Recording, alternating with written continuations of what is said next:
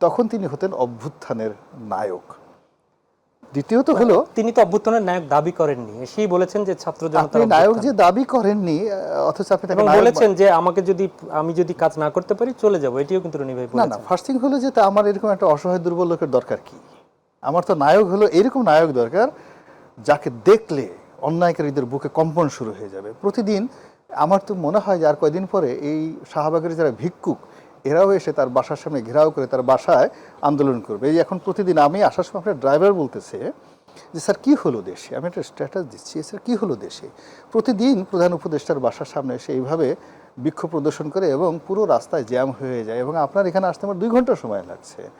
তো এখন প্রধান উপদেষ্টা মানে প্রধানমন্ত্রীর বাসা প্রতিদিন ঘেরাও করবে। সচিবালয়ের প্রাণ কেন্দ্রে যে কোনো লোক যে কোনো সময় চলে যেতে পারে, যে কোনো লোক, এবং সেখানে গিয়ে একজন মন্ত্রীকে রাস্তায় নামায় আনতে পারে। এটা আসলে অ্যাডমিনিস্ট্রেশন নয়।